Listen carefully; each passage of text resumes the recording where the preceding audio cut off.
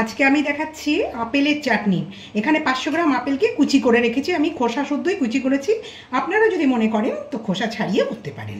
এবার চলুন চাটনিটা করে দেখাই একেবারে। এটা জেলে রেখেছি, এখানে 1 টেবিল স্পুন তেল দিলাম।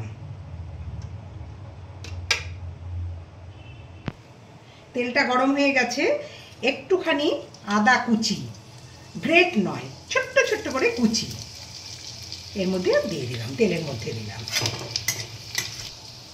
এবার আমি এই আদা কুচিগুলোর মধ্যেই আপেল, 500 গ্রাম আপেল বললাম কুচি করে রেখেছি, পুরো ছেড়ে দিলাম।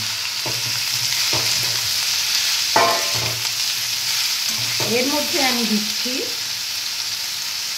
সামান্য একটু কাশ্মীরি মির্চা,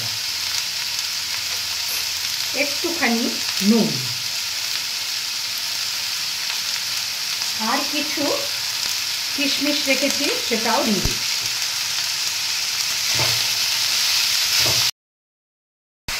ওয়ান টেবিল স্পুন আমি তেঁতুলের কাপ দিলাম। তেঁতুলের কাপটা দিলে টেস্টটা খুব সুন্দর হয়। তেঁতুলের তো খুব সুন্দর গন্ধ আছে পাকা তেঁতুলে, তাই জন্য আপনারা যদি মনে করেন লেবুর রস দেবেন দিতে পারেন, আমি তেঁতুলের কাপ দিয়েই করছি।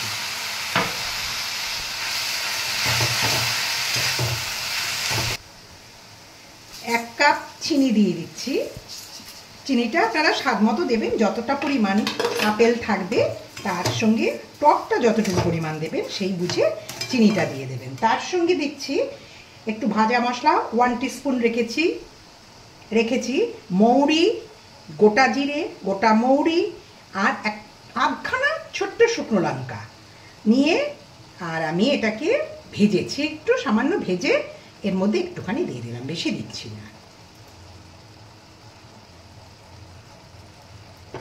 আর একটু কালো জিরেও আছে এর মধ্যে, কালো জিরে, সাদা বড় যে গোটা জিরে, আর মৌরি, আধখানা শুকনো লঙ্কা।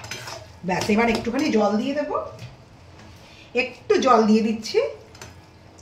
এই জলটুকু সেদ্ধ হয়ে ফুটে গেলেই আমার রান্নাটা রেডি, চাটনিটা। হ্যাঁ দেখুন, আপেলের চাটনি কমপ্লিট। জলটা শুধু টানিয়ে নিতে হবে। একদম কমপ্লিট হয়ে গেছে আপেলের চাটনি। দেখুন জলটাকে শুধু টানিয়ে নিতে হবে। চিনির শিরাটা এই যে রয়েছে, দেখুন একদম কমপ্লিট হয়ে গেছে। এবার আমি নামিয়ে রাখছি।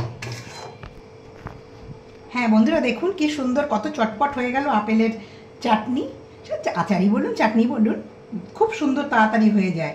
করবেন এরমভাবে করে খাওয়াবেন, নিজেরাও খাবেন, রেখেও দিতে পারবেন, তবে ফ্রিজে রাখবেন না।